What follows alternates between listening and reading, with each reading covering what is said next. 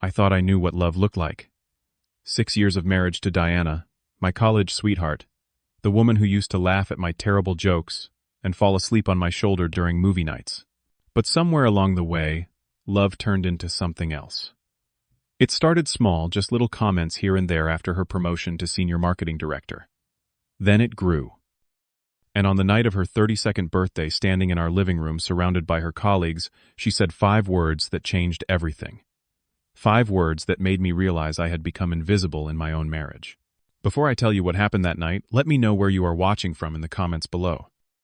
If you have ever felt invisible in your own relationship, hit that like button and subscribe, because this story might just give you the courage you have been looking for. Now, let me take you back to the moment everything shattered. I met Diana 8 years ago at a coffee shop in Portland. I was working on a logo design for a local brewery, hunched over my laptop with my 3rd cup of coffee going cold beside me. She walked in wearing jeans and a simple sweater, ordered a latte, and sat down at the table next to mine. Our eyes met when she asked to borrow my charger. That simple moment led to a 2-hour conversation about everything and nothing. She was a marketing coordinator at a small firm. I was a freelance graphic designer trying to build my portfolio. We were both chasing dreams, both struggling a little, both hopeful about the future. We fell in love the way normal people do. Coffee dates turned into dinner dates. Dinner dates turned into weekend hikes in the Columbia River Gorge. She would show me her marketing campaigns and ask for my design input. I would show her my work, and she would genuinely get excited about the creative process. There was no hierarchy between us, no scoreboard of who was worth more. We were partners. 2 years later, we got married in a small ceremony with close friends and family. We rented a modest house in southeast Portland with a tiny backyard where we planted tomatoes that never quite grew right. Friday nights meant homemade pizza and whatever movie we could stream. Sundays meant sleeping in, making pancakes, and reading the newspaper in comfortable silence. She respected my work. I respected hers. It was simple. It was beautiful. It was enough. Then 2 years ago, everything shifted. Diana got promoted to senior marketing director at a major tech company downtown. The salary jump was significant, more than double what I was making from my freelance clients. I was genuinely proud of her. I threw her a celebration dinner, told everyone I knew about her. Success encouraged her to take the leap. She deserved it. She had worked hard for years, putting in late nights and weekends to prove herself. But with the promotion came changes I did not anticipate. She started working later, sometimes not coming home until 9 or 10 at night. She joined a new social circle, people with titles like vice president and chief marketing officer. She started shopping at stores we used to walk past and joke about being too expensive. Designer handbags replaced her canvas tote. Business suits replaced her casual work clothes. She scheduled spa days and salon appointments. She talked about her colleagues like they were celebrities. "You should meet Stephanie. She just closed a deal with a Fortune 500 company." Or, "Gregory knows everyone in the industry. He is taking me to this exclusive networking event." At first I thought it was just her adjusting to the new role. More responsibility meant more stress. I tried to be supportive. I took over more of the household tasks so she could focus on work. I cooked dinner every night, even when she came home too full from business dinners to eat it. I did the laundry, cleaned the house, ran errands. I thought I was being a good husband, a supportive partner.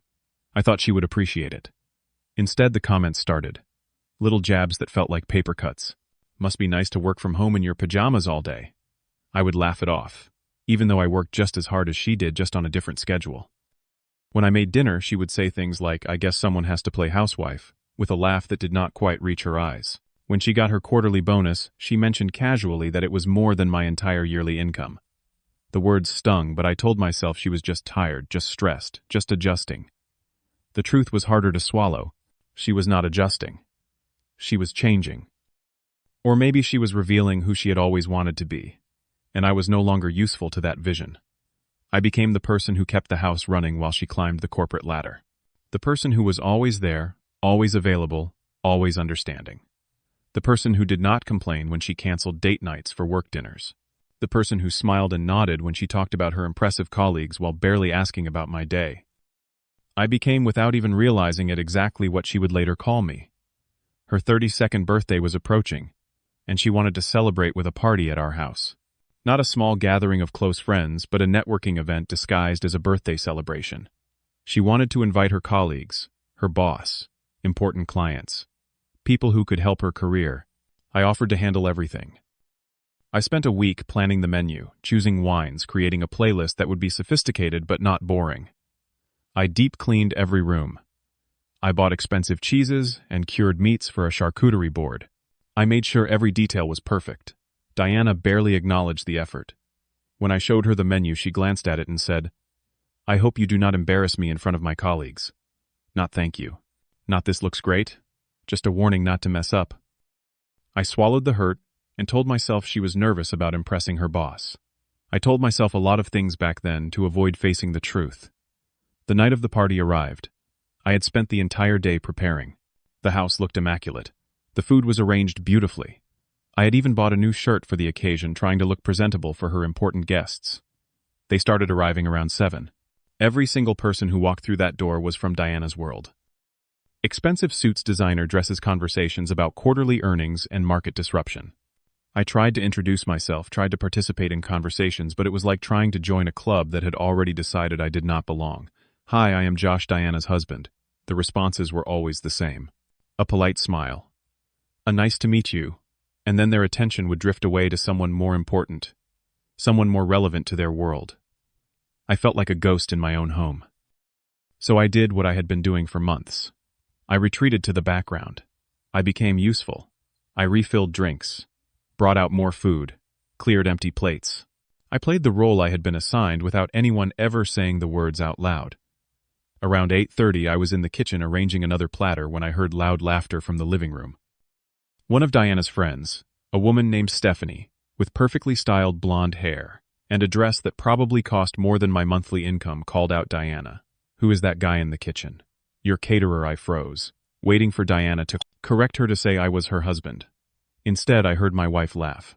That light casual laugh she used at networking events. "No, that is my husband Josh. He loves to play chef." The way she said it. Like I was a cute hobby. Like my cooking dinner every night was some quirky personality trait instead of me trying to take care of her. I gripped the edge of the counter and took a breath. It was fine. It was just a thoughtless comment. I was being too sensitive. I brought the platter out to the living room. A tall man in a navy suit, someone Diana had introduced earlier, as Gregory from her company, looked at me with barely concealed amusement. "So Josh, what do you do for a living?" "I am a freelance graphic designer," I said, keeping my voice steady. He nodded slowly, that condescending nod people give when they think they are being polite. "Ah, so you are between jobs then," he chuckled like he had made a clever joke. I opened my mouth to correct him, to explain that freelance was a choice, that I had steady clients and a solid portfolio, but Diana spoke first. "Josh prefers the flexible lifestyle." Her tone made it sound like an accusation. Like I was lazy. Like I was less than. She did not defend me. She did not clarify. She just smiled and changed the subject to a recent campaign her company had launched. I went back to the kitchen. My chest felt tight. My hands were shaking slightly as I washed glasses. I told myself to calm down. They were just words. Just thoughtless, careless words. But they were piling up, all those little cuts, all those small humiliations, and I could feel something inside me starting to crack. Around 9, the guests had been drinking for a couple of hours. The volume in the living room had increased, laughter getting louder, conversations overlapping. I came out of the kitchen with a dish towel still in my hand, planning to collect some empty wine glasses from the coffee table. Diana was standing near the fireplace, surrounded by 5 or 6 women from her office, all holding wine glasses and laughing about an upcoming trip to Santorini that some of them were planning. Stephanie saw me first. She turned to Diana with a smile. "Diana, your husband is so attentive. You are lucky." I waited for Diana to agree to say something kind, something that acknowledged I was more than just a helpful roommate. Instead, she looked directly at me. She looked at me holding that dish towel, standing there in my simple shirt, while everyone else sparkled in their expensive clothes, and she smiled. Not a loving smile. A smirk. "Lucky," she said, loud enough for everyone in that corner of the room to hear. "Girls, this is my personal doormat." She pointed at me. Actually pointed like she was presenting evidence. The dish towel was still in my hands. Time seemed to slow down. I could see every detail. The wine glass she was holding. The amused expressions on the faces around her. the way the light from the fireplace flickered across the scene. I wipe my feet on him every day, and he just stays there. No complaints, no backbone. Laughter erupted. Some of the women laughed uncomfortably, looking away. Others laughed genuinely, like it was the funniest thing they had heard all night. Gregory from across the room raised his glass in a mock toast. Diana was still smiling already, turning to continue her conversation about Greek islands and infinity pools. I stood there. The dish towel in my hands suddenly felt impossibly heavy. My face was burning. Not with embarrassment, though, that was there too. With the sudden crushing realization of what I had become. What I had allowed myself to become. Every late night I had stayed up to finish work, so I could make her breakfast. Every time I had swallowed a cutting remark.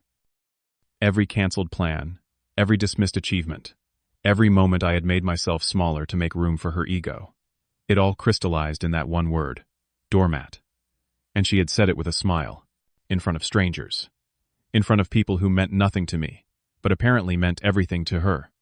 She had reduced 6 years of marriage, all the love I had given her, all the support, all the care to a punchline. And the worst part, the absolute worst part, was that she was right. I had let her walk all over me. I had let her disrespect me over and over again, telling myself it was temporary, telling myself she was stressed, telling myself I was being supportive. But support is not supposed to feel like disappearing.